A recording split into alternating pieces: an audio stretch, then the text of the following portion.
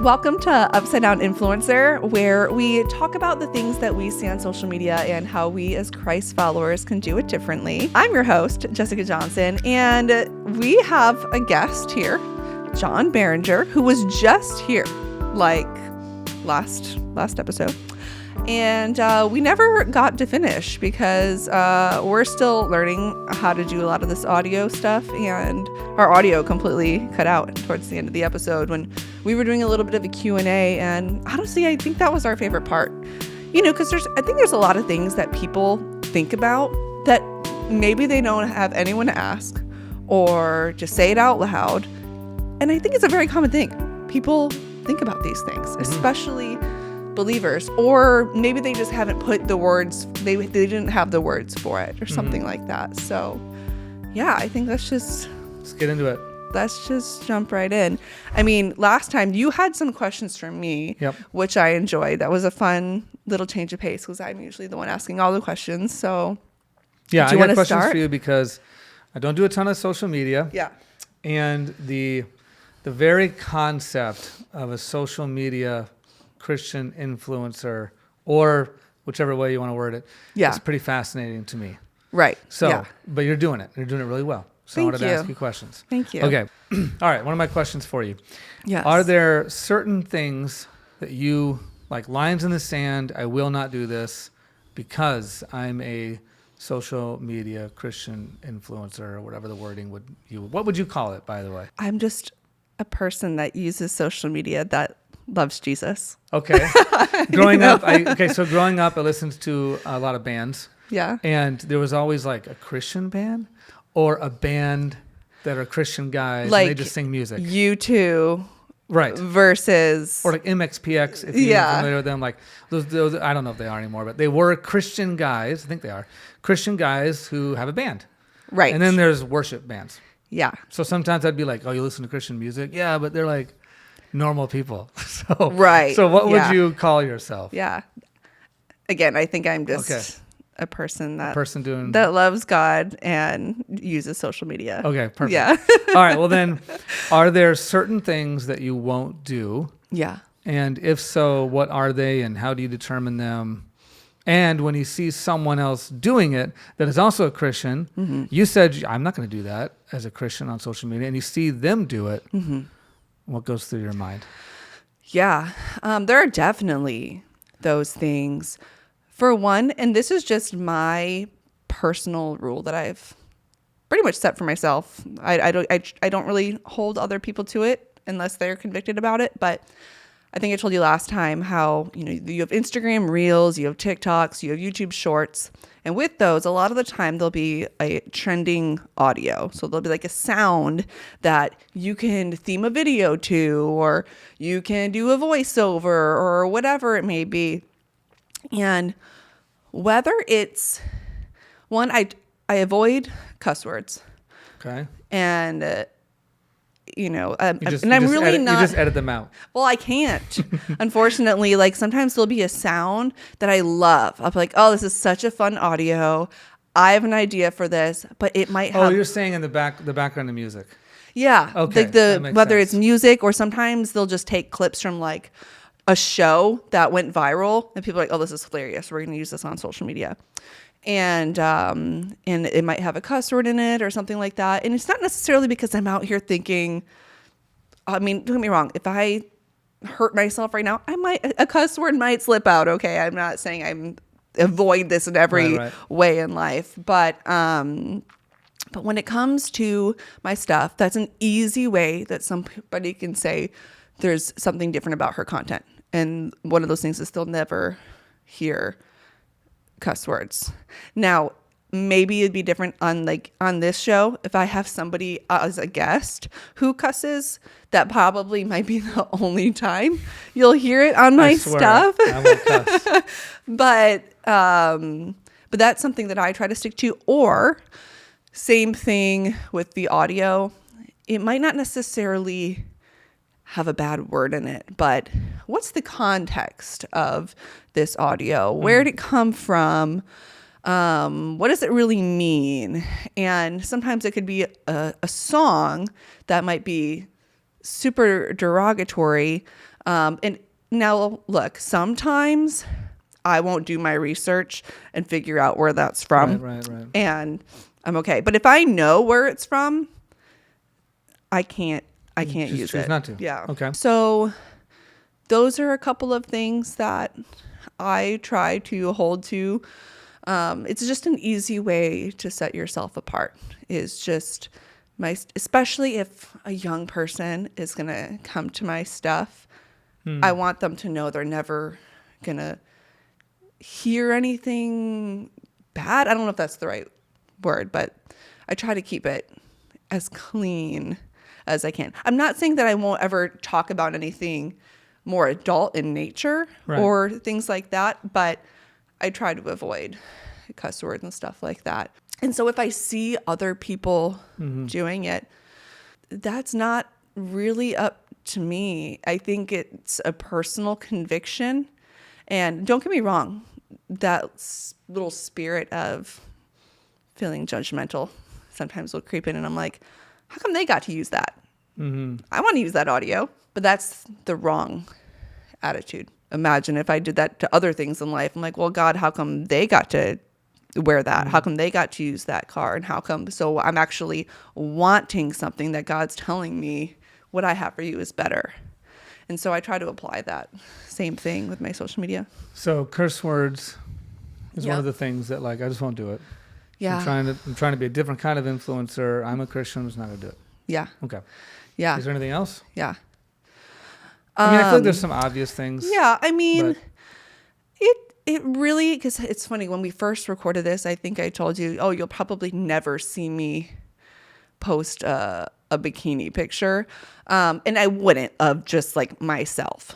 But if I was at the beach with my husband and my son, and I'm currently pregnant, for example. Congratulations. You knew this, John. Yes, I did. Yeah. You know, I just don't think of my body as sexualized when I'm pregnant, especially.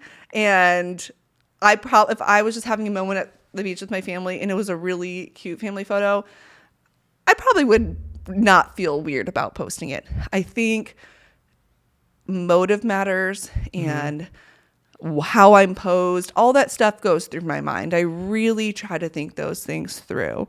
Or I do love fitness. I love going to the gym.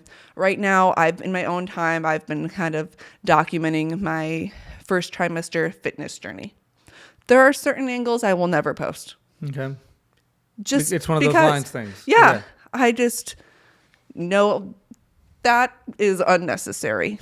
I can communicate the same thing in a different way. It's all personal, and it's a journey. And there are things that I'm probably going to look back on 6 months from now and go, I probably shouldn't have done that. I probably shouldn't have posted that. But for me, it's all a part of the gradual sanctification. And I just try to trust that that's what's happening in other people too. And that's fair. Yeah, I think when you start putting a camera either on yourself or someone else puts a camera on you, you kind of like, we're not yet fully sanctified, done growing beings. Right. Yet, if you're on camera a lot of your sanctification has been recorded, posted. You know, like, don't you get the chance to grow and mature in front of everyone? Where usually, if you're not on social media a lot, you know, a lot of my mistakes, no one saw it. Yeah. You know, very true. Versus everybody seeing an old you versus a new you. Oh gosh. My online journey is very interesting because don't go back. Don't go too far back. Yeah. Yeah. Okay. I've tried. I mean, I think I've cleaned up a lot of stuff, especially on my Instagram and Can all you that. delete the stuff in your back? On your own stuff? Would you go back and delete stuff? Yeah. Okay. For sure. Because I used to be really into music festivals. I was like a festival girl in my early 20s. Okay. And so, you know, there was a lot of stuff on Seeing there. Christian bands or bands just with Christian people or not anywhere? Oh, okay. Gosh, no. I would go to like electronic music festivals. Wow. Yeah. All right. And to a degree, I actually still listen to some of that at the Sure. gym or whatever. But I remember when I was first getting serious about God, I actually had a podcast when I was like 20. I was really young, and I was working at iHeartRadio, and I had a podcast with somebody. At the time, I was, a lot of my views were very different than they are now. Don't go back. Don't go back. Okay, just leave it alone. Let it die. But it's out there forever. It's there. And somebody could go back and use those against me one day. But I try to go, if anything, though, I try to be proud of how far I've come. But I really hadn't. I don't know what I was saying when I was 20 years old or whatever. I mean, it's just a different world. I remember last 2 Christmases ago, maybe, I went to my parents' house and we watched some home videos, which I'd never seen before. And like probably in total, videos and photos, there's probably of me like as a child or even like a teenager, maybe a couple hundred. Yeah. You know what I mean? If like you really went to my parents' house, you went to the attic, you looked through stuff, you could maybe find a couple videos and 200-300 photos of me. Mm-hmm. My kids, every age, every month, every day will be documented somewhere. Yeah. You know what I mean? So it's almost like unavoidable. You will, I mean, it might not be posted on the internet, but you will be able to see my daughter's entire life from beginning to end tracked. You can, I mean, there's probably 10,000 photos on my phone. Yeah. And this is not my first phone. You know what I mean? Yeah. So much different era that we're in. But I won't go back. I won't go back. Okay. Yeah. Another question for you. Okay. A little bit of a strange one. Okay. Is it okay to pray for views or to pray for subscriptions? So you've got this, you've got followers and you want more because you're trying to influence people on how to do it right. Is it appropriate to pray for what some people might call a growth metric or things like that?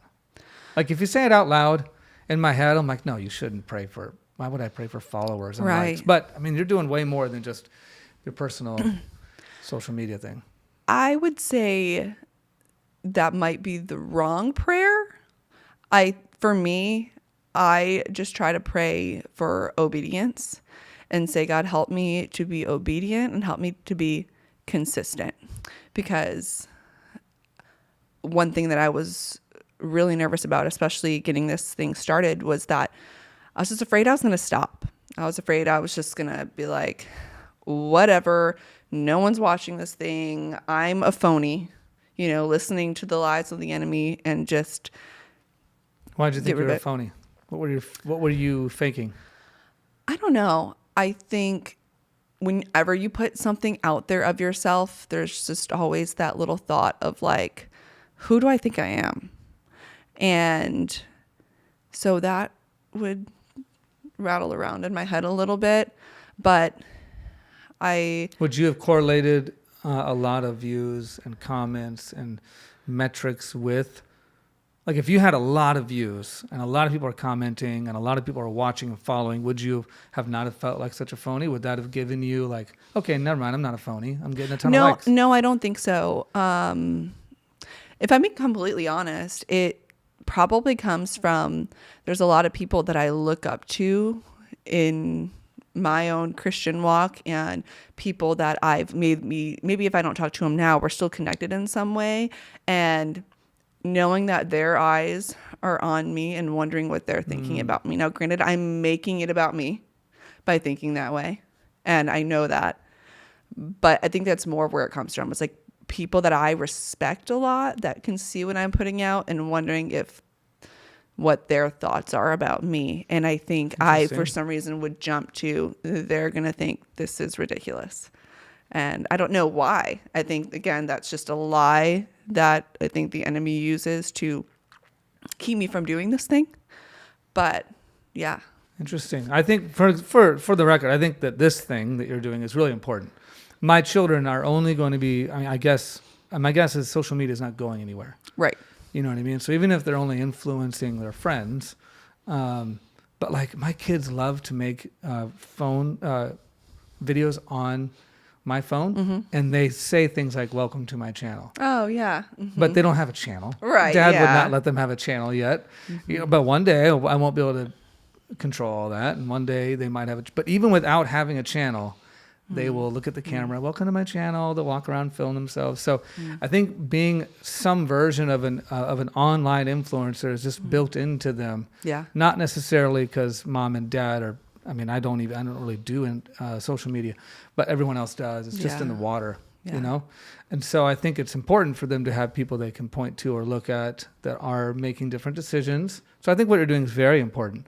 But I've always wondered, like, because I have a little podcast now, and same thing. Yeah, it's not doing anything. Like, am I allowed to pray for listeners? Am I allowed to pray for views? Is that allowed? I think I do try to pray, like, God, I hope this reaches the ears of the people that need to hear it. And don't get me wrong, my flesh goes, I want views and I want exposure and all the things. Same thing that all the other channels has. You know, you probably want to monetize at some point too, For sure. right? I would love it if I could make money on that. Yeah, same, of course. Like, I'm a stay-at-home mom, and we have a son and a baby on the way. Congratulations. And it's like, thanks, John. It's just, of course, I want those things, but I only want those things if that's what God wants for me. And if I try to just power through and do it in my own strength, it's just not going to end the way that I think in my mind it would end up. And, you know, and I think when people start saying, I just want a following and blah, blah, blah, like, I just try to ask them, like, okay, why? Like, what, if you got that following today, what would you do with it? You know, and are you in a place where you're mature enough to steward that influence? And I think I've talked about this on another episode before, but the reason a lot of people that win the lottery end up bankrupt is because they still have their old spending habits. You know what I mean? It's not like they've been developing these amazing habits along the way. Like, no, I think the longer you follow the Lord, and if you stay in your word and you stay obedient, and you even ask the question to God, like, God, help grow my love for you. I think with that too, a following will come, because I think people see your love for the Lord and also want that. And so that's how I try to stay on track. That's an interesting difference in social media. You know, there is no centralized approval system, nor I'm not even suggesting there should be, but like, no one watches your videos and approves them. Right. You just post them. Exactly. You talked about like the maturity. Yeah. Like, you can be as immature as you want, or as mature as you want, educated as you want, opinionated as you want. You can post whatever you want. It's like eBay. Like, it's just about who likes it. Like you said, I am still thinking about the video you said last time about the guy giving marriage advice with his shirt off. Yeah. I'm a pastor, right? Yeah. So if I ever went on stage where there are cameras and I took my shirt off, I'm fired, right? Because other people get to play a role in what I am and am not allowed to do. Right. But if it's my own social media account, I can give shirtless marriage advice. Sure. Right? So, but to your point, like, just having a camera in front of you does not make you equipped. It doesn't make you mature. It doesn't make you smart. And everybody's got a camera now. Anybody can do it. Now, I will say this, okay? Like, I've always been drawn to the camera and social media. And there are many stages of Jessica putting things out there. And though I didn't really know what I was doing at those points in time, like, I could go back and I could be hard on myself and be like, oh, you weren't ready yet and whatever. But practicing and putting out content and going, okay, God, I know you're doing something in me, and I know you have given me a gift, and I like to be on camera and I like to create. I try my best not to get mad at that version of myself for putting things out too soon before I was ready or whatever, because it actually did ultimately prepare me to try to start doing the things I'm doing now. Well, and I think there's a ton of value. Not that I'm going to go home and look at all your old stuff, but there is, I'm sure you've heard of St. Augustine. Yeah. Mm-hmm. Okay. St. Augustine, one of the most famous Christian writers of all time. He wrote a book called The Confessions, and it's his biography. And he is very, very honest about his past. And I've always, even though it's an old book written in the 5th century, 4th century, I've always thought, man, how cool is it that one of the most profound Christian writers of all time is willing to really, there's no such thing as social media back then, but really like, I'm putting it all out there. Yeah. I'm telling you every thought I've had, or as much as I can. I mean, it's called the Confessions, and that's what it is. He goes all the way back to his birth, to the present, and he confesses all these things on paper, published, one of the first Western type biographies ever written. And he talks about the things that he watched and the things that he talks about falling in love with theater. He talks about a concubine. He had a child out of wedlock. And you're like, but this is a priest. One of the most famous. Why would you put yourself out there like that? But I do think there's value in like, right. So even one of the most famous priests of all time can have that kind of past and still be used. And of course, I mean, we have cities named after him. Yeah. You know, he goes on to be a saint. Yeah. So I do think there's value in like old Jessica's still out there. Yeah. You know what I mean? For like, sure. And it's out there for everyone to see, but look what the Lord's done. Yeah. I do think there's value there. For sure. So don't be too embarrassed about old Jessica. Yeah. I try not to be. Okay, good. Yeah. I try not to cringe a ton. Okay, I have a question for you. Let's go. So something I see often on social media, and I would be lying if I said I've never done this. I've definitely done this. What are your thoughts of people posting videos of themselves reading their Bible or posting videos of them praying? I've seen videos of people setting up their camera and like posting videos of them praying for somebody else. I saw a pastor recently do this and post it on their social media. Yeah. It's so hard because my goal here is not to be out here judging others and judging Christians. That's one of my questions, by the way, if we come back It's so to it. hard. It's so hard. It's a very fine line because Yeah. I could come off as that person. Not my goal. It's more to challenge the believer online, but that's just something that I see, and I know that the Bible talks about going into the secret place, and yet it's really common to post your coffee and your Bible and to the highlights and stuff, and I don't necessarily think it's completely wrong, but I think as the more I've grown in my walk, I feel a little weird about that. Personally, not a fan. Yeah. That just no Bible verses, not Pastor John, just John Berenger, not a fan. Like it's just Why? That content doesn't do anything. It just feels Performative? It doesn't pass the smell test. Yeah. A lot of it. Like it just doesn't smell right. Like I think about like, what if I were a fly on the wall watching it? Like you put your Bible down a certain way, you opened it up, you got the camera out, you have steam coming out of the coffee, and it just is like you're creating this. Now, but to me, it is different where if you read something that was really good and you highlighted something and you posted that verse and you could put a little context like, this is what I got out of this verse today. Sure, that's different. That's different. My office I have a lot of books in my office. Yeah. Probably 85% of them written by pastors who are like, these are my thoughts on the text. Okay. So I obviously am into what people think about the text. Right. And what people pray about and things like that. I have my own podcast where I pray at the end. I don't say, you guys pray on your own, bye. Like I pray. So I'm into sharing your thoughts on the Lord. I think that's one of my callings. Like, however, there are times where it just doesn't pass the sniff test.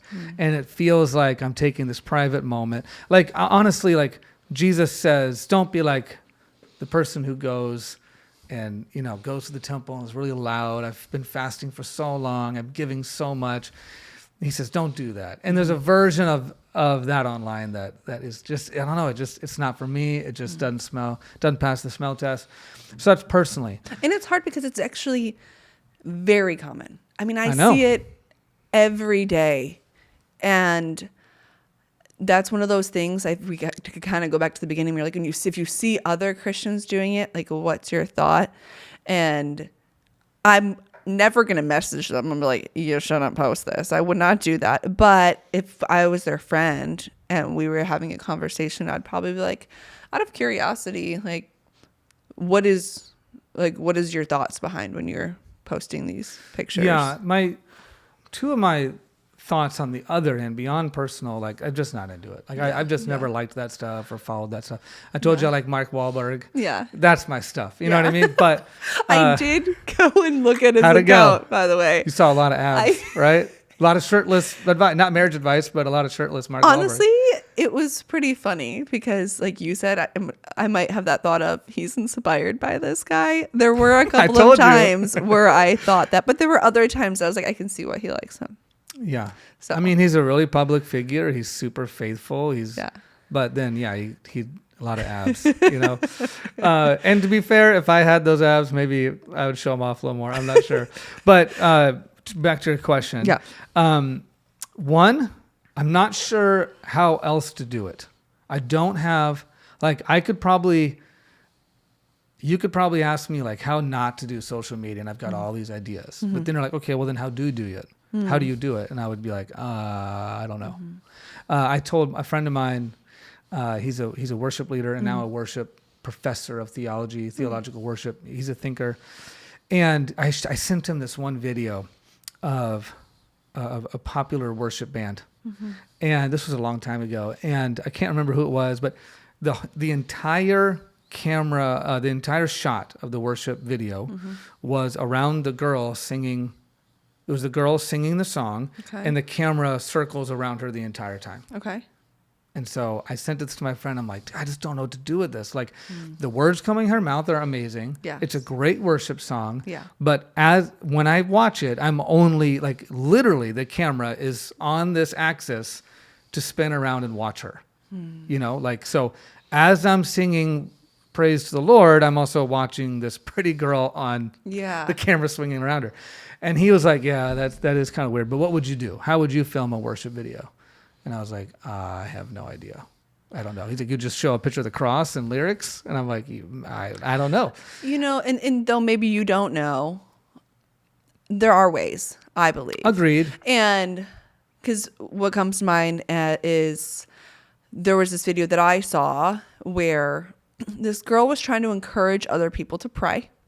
She said, it said something like, don't be afraid to pray whenever you want, or pray. But she had all of these videos of her praying. I'm like, did you set up your phone and pray?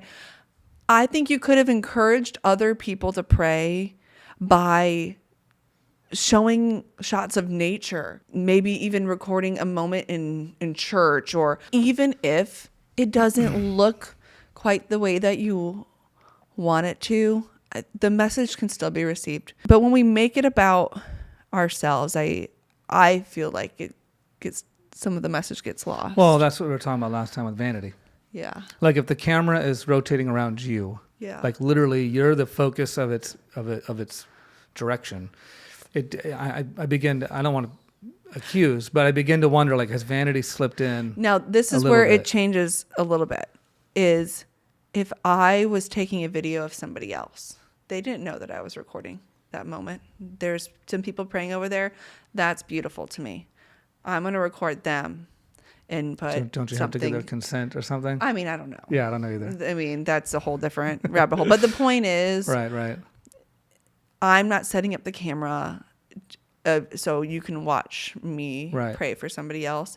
I'm witnessing something else, and that inspired me. That's fair. I think that's a little bit different. Well, and then my second thought was, so my personal thought, it's not content for me, and I've got some questions about it, but I don't know. My other thought is I don't know what I would do, you know? And then my last thought, probably not my last, but the next one I'm thinking about is I do appreciate, like, despite how much we talk, either individually as Christians or in the church, about your quiet time. I grew up in church, literally my entire life. No one ever in all of my church history sat down and taught me how to have quiet time. Same. No one was like, hey, this is what you do. Right. I just I guess I just figured it out. I've never been a big, huge quiet time anyway. Like, I'm not the kind of person that wakes up at 5 a.m. and has my own little quiet time. It's just not me. I figure out other ways to do it. I do appreciate, there are times where I've seen it either in churches or on social media or YouTube, where I do appreciate some educational discipleship value in it. And that's like, different. I'm showing you. So if someone sets up their phone and busts out their Bible and take notes, I do wonder if there is the value in it. Like, oh, I'd never thought about doing it that way. Oh, you're right. They're reading the book of Revelation. I never read the book of Revelation. I should read the book of Revelation. Oh, they use a highlighter. I haven't thought about a highlighter. Or they're using that kind of Bible. I never thought about, you know what I mean? Like, I do think there's a discipleship value to some of that, that does have, it is equipping. It is iron sharpening iron, and I do appreciate it. And perhaps the only way to do that is to turn the camera on yourself and like kind of a little bit of like do as I do. Now, to be fair, I agree with you. And I think the difference is a lot of those times those people will explain what they're doing, right? Like I probably wouldn't be like, come sit with me as I have my quiet time. But if I said, come sit with me and I'm going to show you what I typically do to get the most out of my quiet time. Sure. That becomes educational. One's performative. One's I'm teaching other people. So for you, else. I do think motive matters. And this is so hard. Again, I really am not trying to come off as like, I know best, because I don't. These are just the things, like you said, sometimes things just smell a little off. And so is that something you would never do as a Christian media influencer? Or a Christian? I have done it. Okay, I have done it. Would you do it going forward? No. Okay, you would not film a video of you doing a quiet time. No, and if anything, I've seen videos that are like, spend a day with me, and they would do timestamps. And so they would show you making breakfast, and it would show you doing your quiet time, whatever. I might not put the camera on me during my quiet time because, one, I would feel like I'm just acting, which I wouldn't like. But maybe I could show something that represents I did do that with my time of day, but I wouldn't try to fake flipping through my Bible or something like that. Well, that's the other thought I have is, I don't know, even if the camera's not on you, it's very hard. I'm losing trust on social media. Really I'm like, tough. dude, that's so staged.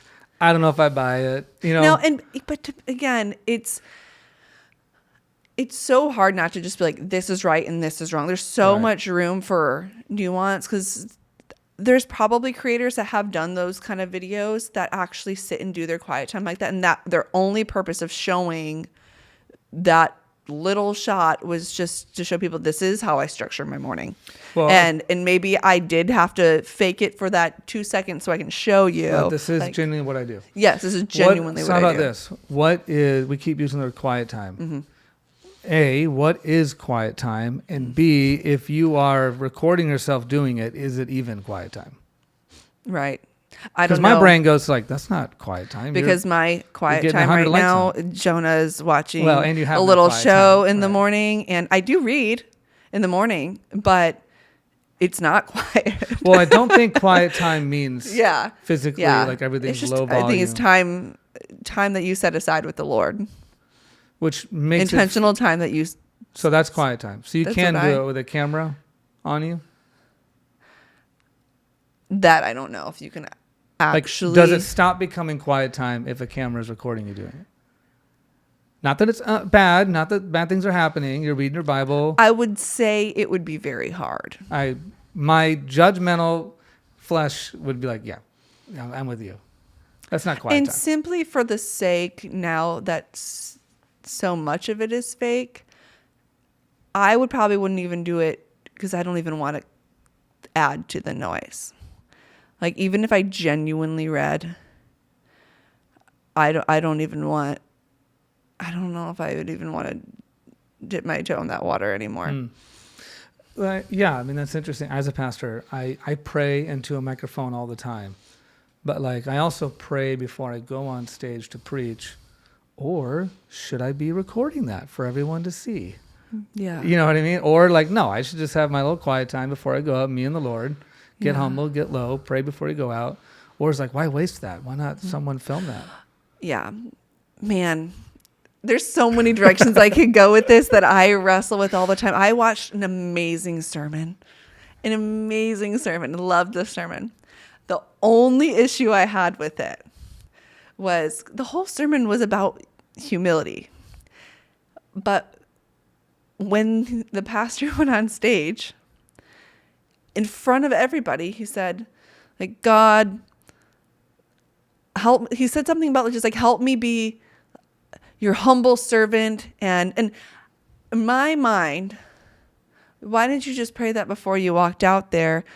To me, him asking for humility on the stage felt performative and almost worked in opposition to what the rest of the sermon was about. But this sermon was amazing. But Fair. I had weird vibes about it.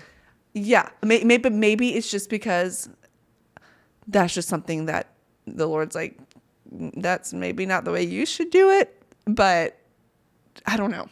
Well, but the other side of me thinks I appreciate that this person is teaching us how to pray for humility. Exactly. Correct? And that's what's so I need that tough. example. I wonder if, as we're talking about it, and I'm processing in real time, I wonder if part of it is, yes, there should be some discipleship and some discretion in what you post. Yeah. Okay? Because you're Yeah. a Christian who does social media influencing. Okay? Yeah. At the same time, for us, the viewer, we have to have the Holy Spirit talking to us as much as possible. We have to use discernment and wisdom, because at the end of the day, I'm not in control of what you post. Yeah. I'm in control of what I see. Yeah. I'm in control of what I allow to influence me.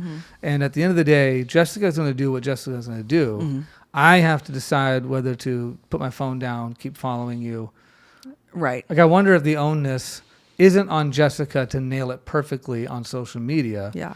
Though I hope you do.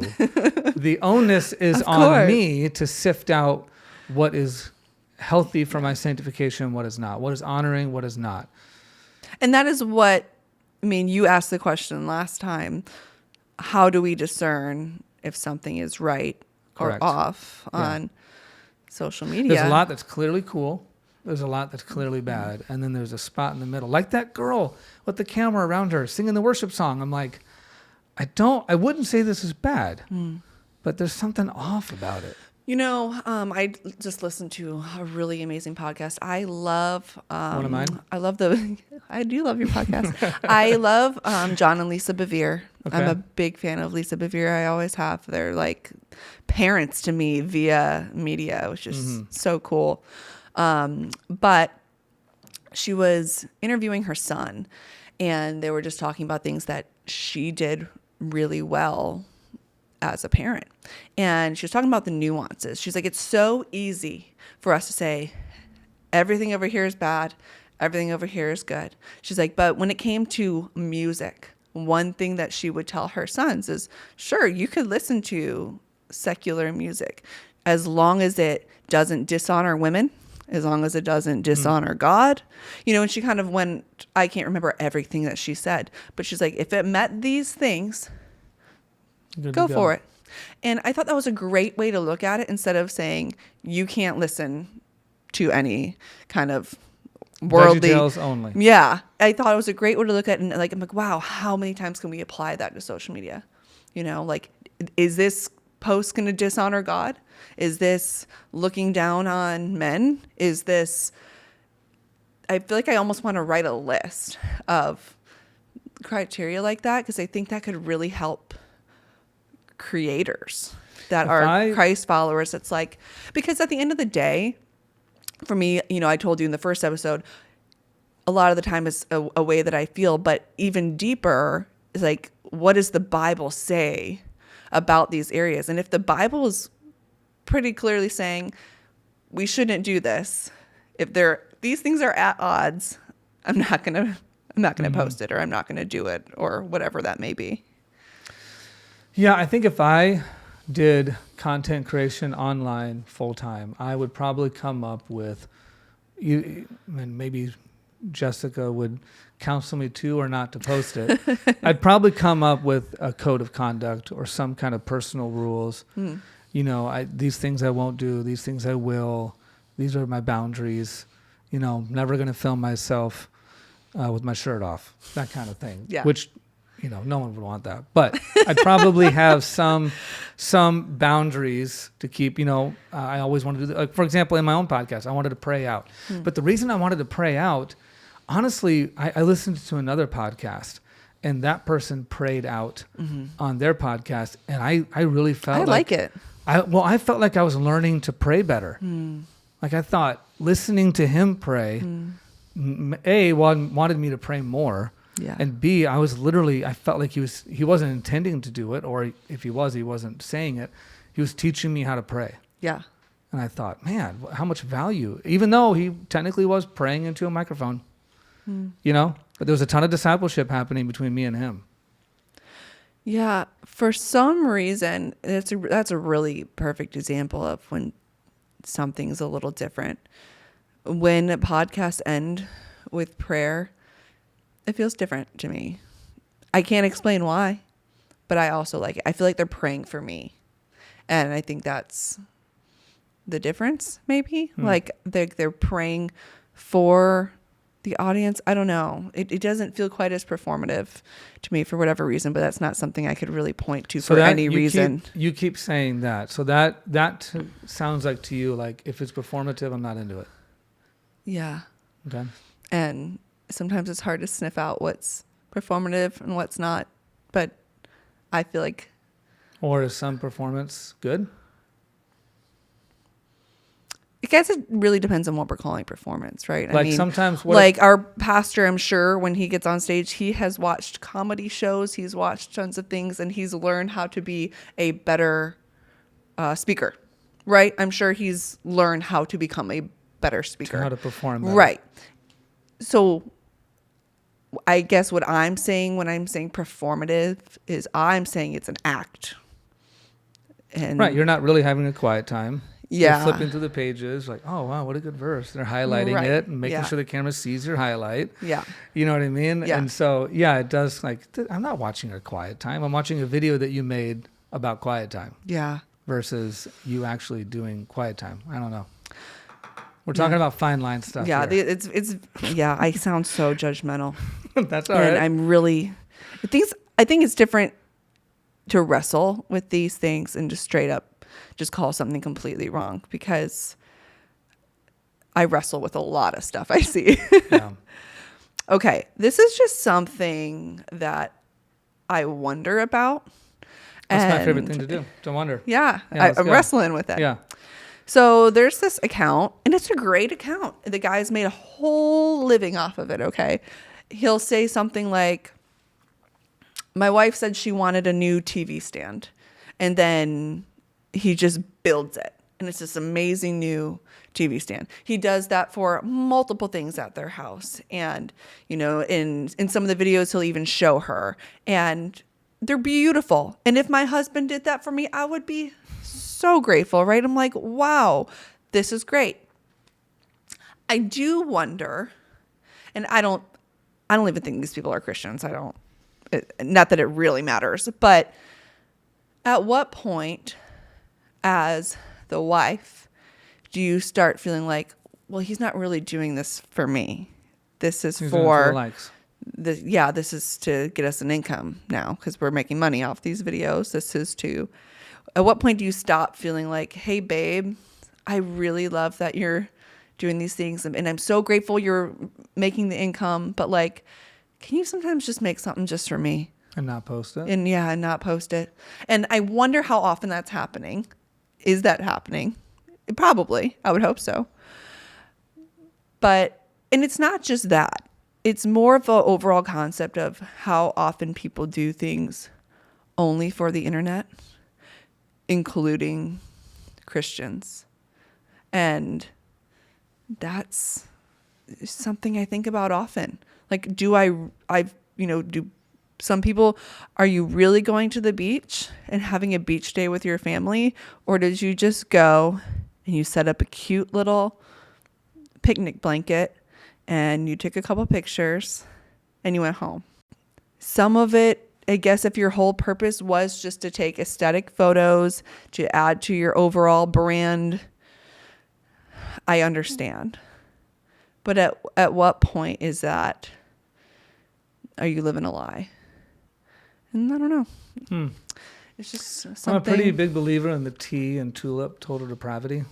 And so I generally think, like, there's no way that he isn't aware that he's... like I said, I'm kind of losing trust in the internet a little bit. And so when the wife walks in and she's blown away, I mean, I haven't seen those videos, but I feel like I've seen ones like it. And well, she is the reaction is genuine because he did really build this thing. Right, but I'm not, I don't feel like I'm foolish enough to think that she didn't know it was coming. And this is his 100th video. You know, we know he's good at building things at this point. So she's like, wow, you built that for me? It's like, how many times am I going to fall for, like, the wife being like, whoa, you built that for me? Like, and then next week, whoa, you built that for me? It's like, at some point, to your point, like, this is kind of your thing. I wrestle with these things that maybe should be private moments. Like, right. I saw the girl's perspective on this one first, to be fair. It was like, point of view every year, my boyfriend or husband, I think they're married now, asked me to be his Valentine. And the house is like all decked out and it looked amazing. It was beautiful. It looked awesome. But what I didn't like is that there was his point of view too. He recorded a video that was like, I asked my wife to be my Valentine every year. So there's two perspectives. And it's like, now are you doing that because you love her? Or because you want all the women online to swoon and go, oh, I wish my husband did that for me. What a great husband you are. Yeah. And I personally think as believers, certain things should just, if you're going to do something for your spouse, there's probably exceptions. Okay. I'm sure there are exceptions. But certain things to me feel like they should stay private. And it's different that if she shares it because it was a gift to her and she loved it and wanted to show it off. My husband did this for me. That was amazing. But him sharing it too, being like, look what I did for my wife, feels different. The last episode we recorded, that is some of my tension, is that it feels vain. Is that it's hard for me to fit in my mind a Christian. I'm not saying it's not possible. I think you're doing it. A Christian social media influencer. Like, in order to do the things you do on social media, you have to sacrifice some of the things we're called to as a Christian. Like, I don't pray in private anymore. I only pray in public. Or why, you know what I mean? Or or why waste those moments? You know what I mean? Like, if you're a popular pastor, why not record your prayer right before you go on stage and share that and get the likes from that? Or why not when you walk? I used to walk off stage and go into my office, and that was a private moment. But now I just record it. Like, so there's a part of that feels, but I don't want to. I'm kind of with you. Like, part of me feels a little gross for judging all of it and deciding for other people what is in vain and isn't. But at the same time, like, but you sent it to me. It showed up on my phone. Like, why, if you didn't want my feedback, or if it's like, don't judge me. It's like, well, but you recorded it and put it out there. And what's even tougher about this is, like, for example, I go to Pinterest all the time, get great ideas because of things that people have done for their significant other or whatever. So because people posted this stuff, I know how to do it for myself. Like, somebody had to post it in order for me to get the idea. And then I'm like, well, wait, how does this work? I honestly feel like some of the internet and discipleship and Christianity is kind of the Wild West.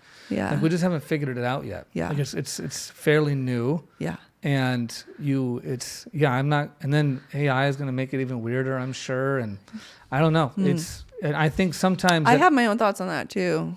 Oh, third episode. Yeah. Well, it'll be quick. Let's hear it. Yeah, I love it. Something that I'm noticing on social media a lot is everybody's starting to sound the same. And I use ChatGPT all the time. Okay. I use it in so many ways, helps me do so much work so much faster. Jack uses it all the time. It's an amazing, amazing tool. But I'm not going to lie and say I haven't never used it for captions. I have.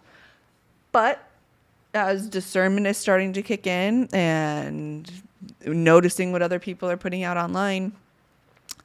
The other day when I was writing a caption, for example, for Upside Down Influencer, I just felt like the Lord said, no, just say it from your heart. What do you want to say? And Instead of chat? Yeah. And it's not that I never ask it to make anything word for word for me anyways. Ever. I typically would put in some sentences that I've got going, and then it would improve upon them essentially. But I think to a degree, when it comes to at least my ministry page, I want it to come from me. And I'm not saying that I would never try to improve it at all. But it's just, that's something that God's putting on my heart for whatever reason, that I think it's really easy to stop thinking. I think it almost might stop you from wrestling with the Lord a little bit about what you really think. And that's what I want to stick to. But it's going to be harder. Yes, it will be harder. Humans I feel like the flesh will always go to what's easiest, what's quickest, what's fastest. So AI is just making it faster and quicker. But and I will use it. I do use it. And I'll keep using it for multiple things. But I don't want to rely on it for ministry related. Why not? Captions. Because it's not really me. I think I have a thing against being performative. I think that's what it is. There's a theme here. I think that's... Why would AI cross with performance? Helping you perform better? No. Or more? I think it's more if I felt like something really wasn't me, like that somebody else just wrote that for me, that doesn't feel genuine. I will still use it to help. If I'm not quite making sense, like occasionally I'll have an idea and I'm like, what am I trying to say here? You ever, even like when you're talking to another person, like, do you get what I'm trying to say? Yeah. And they piece it together and you're like, that's what I will try to use it for most of the time, is helping me to complete a thought that I know I have. I just can't find the right words for it. That comes in really handy for me. But if I know that I can write this thing out myself and think it through and use my own heart and my own voice. Do you think people are using it and that's why people are starting to sound? So when you say sound the same, you don't mean audio. No. You mean like they're starting to use the same words and language? Yes. Yeah. Yeah. You're saying this is not good. I'm not necessarily saying it's not good, but I am saying it's not the way that I think I'm supposed to do it. I think that's my conviction. So that's another thing that you won't do. All the way back to question number one. I'm not saying I won't do it ever, but that's something currently, it's a new thing that I think God is putting in my heart. After having done it a few times and it feeling weird, it's starting to set in that God doesn't What want if you that get for me. Fake scenario that might be too hypothetical for practical use, but let's say you get really, really sick. Okay, Yeah. let's say you're doing great. Your podcast and YouTube, and it's going great. Uh-huh. You get really sick, and you realize that you won't be able to post in the next couple of weeks because you're so sick. Okay. But what if at that point AI has gotten so advanced that if I feed it enough videos of myself and I give it a script, I can post healthy Jessica online, but it's an AI version of me. I think I would rather just tell my audience what's going on in my life. But then you lose some traction. That's okay. Because I trust God more that that the people that are meant to stay will stay. And if I lose some people, I trust that if this is of God, that he's going to redeem that. I don't want to ever get in a place where I think, if I stop posting, then I'm going to lose momentum or whatever. That's really good. I think that it's so easy to get stuck in that, and I just don't buy it, and I trust that God's bigger. I think you're helping me articulate some more of my thoughts or wonderings about social media and a Christian being a social media influencer. It just seems like I would like to do it, and this is a total judgment. This episode is all of us. It's just me and you being judged about other people, okay? But it seems like I would like to do social media as a Christian without it costing me anything. Like I want the same success that Mark Wahlberg has or whoever. And it's like, well, but that is literally the opposite of what we're called to. Yeah, we're not going to see the same success. Correct. Like, why would you even expect the same expect? You will have people that like to hear your thoughts and will follow along with you, but with that, if you're being bold about your faith, that means there's a whole other half that's correct, very anti. So if you're going to do this, Jessica, if you're going to embrace social media and as an influencer and try to make this your thing, you are, and you're going to, I'm going to do it as a convicted, Christ-following, Bible-following Christian. You have to accept that it's going to cost you more than the person who doesn't follow Christ. But I sometimes think that I would think, and I want to talk about anybody, I would think, well, why can't I have it both ways? Why can't I do Christian influence social media and be just as successful as everybody else? It's because not everybody else is a Christian. Right. So, but I think there's a temptation in us, whether it's, my AI scenario or not, we're like, well, how can I do this? And I have the same amount of success as everybody else. Well, the world, it's not going to give you what you want. And to be a Christian is to be sacrificial, even at the cost of yourself. Yeah. If you lose, you'll gain your life by losing it. And but that's also hard when we have 5 minutes left. Okay. Because sometimes it feels contradictory when you're doing something like this, because you're like, oh, well, if God's in it, he's going to bless it. And then, it's going to grow or whatever. But also having that same thought of, but what if it doesn't? And that doesn't, what if it doesn't grow the way that I thought it was going to be? But that does not mean that God's still not in it. And it's more just redefining what success, like we've talked about before, actually looks like. Because a lack of viewers does not mean that you were not successful. And I wrestle with that all the time. Martin Luther, the famous reformer, priest, 1600s, after he had this big trial, and he goes off into a castle for, I think, a year or two. I'm getting some of these details wrong. But he goes into a castle, and his people hide him for a year, for his life. And while he's hiding, the Protestant Reformation kind of kicks off. That's when people first started using the word Lutheranism, and he wasn't there. And so he eventually comes back, and when he comes back to Wittenberg, the whole world has changed, and the Protestant Reformation has gone. It's off to the races. He can't stop it at this point. And he writes in his journal that he had a hard time deciphering who was a legitimate Protestant reformer and who was just picking up on the trend. Like, this is trendy now.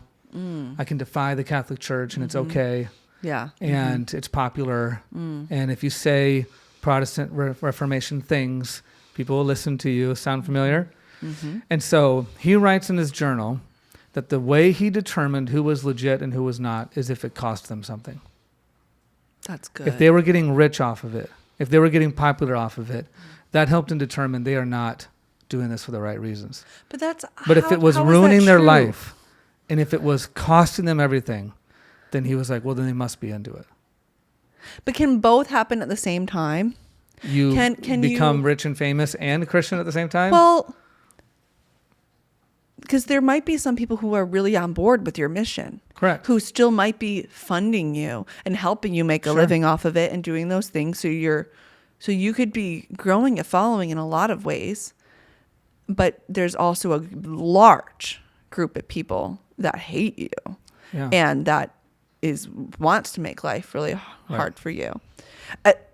And maybe it wasn't possible in that age, but in a way, I feel like in the age of media, both can happen simultaneously. I think that's my problem. I don't know if I think they can. I don't either. Or when I'm just asking the question, can both happen? The answer is yes. Anything's possible. There's exceptions to the rule all the time. But I wonder if that's the exception, not the rule. And I think if I'm trying to really articulate, and you're helping me do this, or at least in real time, if I'm really trying to articulate how I determine what smells good and what smells doesn't, is that if it comes with no resistance, Agreed. and it comes with no cost, then like how could this be? How could this be? How can you follow Christ the correct way and it come at no cost? And maybe even the opposite. Like, wow, I followed Christ and then got rich. Like, that's not how it goes. No, I'm not saying it doesn't go that way. I wrestle with that, and we have literally 2 minutes left. All right, let's go. I wrestle with that when it comes to a couple of super famous Christian, I don't even know if they would call themselves worship leaders anymore. They write great Influencers. Maybe, but they write amazing popular Christian music that I love. I love their stuff. Christians who make pop music. Yeah. Instead of Christian bands. Yeah. But I wonder that sometimes because they'll have tons of worldly success, get nominated for worldly awards. But I wonder, I'm like, if they knew what you really thought about X issue, whatever, those same people would cancel you overnight. Sure. Overnight. Yeah. No problem. So it makes me wonder that what you just said about the resistance thing. Like, how can that be? I agree. That you're getting worldly awards? I don't, it doesn't compute to me. I totally agree. That's my problem. And the other problem is, Jessica, just being all cards on the table. Yeah. I would like it to be possible for me. Same. I would like to follow contradiction. Christ and get really worldly popular and show everyone how possible it is. I know. And it just, I'm not saying it can't happen. I'm not saying there are exceptions to the rule, but I think generally speaking, you especially, Jessica, if you're going to do this, so the Christian social media thing, it's going to cost you something, and you probably won't gain the same success of people in social media who aren't adopting your convictions and aren't living the way that you feel convicted to live through the Bible and Christ. It's just going to come at a cost. That's and a good that reminder. in itself might be need that. evidence that you're doing it right. I agree. Sorry. That's a great way to end the All episode. right. Thank you. Well, this was a lot of fun. I really hope that you're able to hear our hearts in this conversation, because my goal, one, is never to make people feel like I'm just saying no, no, no, no, no. I really want to encourage you to think for yourself, think deeper, and to wrestle with these things too, because we live in a very interesting day and age, and but I love social media. I want believers to be on it. I want them to use it well, and I think you can have a lot of influence as a Christ follower if we can just do it a little differently. So, Amen. Thanks, John. Thank you for having me. I'm sure I'll see you again soon. Let's go. Right. Thank you so much for listening. To follow along with us and to hear about other things that we're doing, you can find us on Instagram, TikTok, Facebook, and YouTube.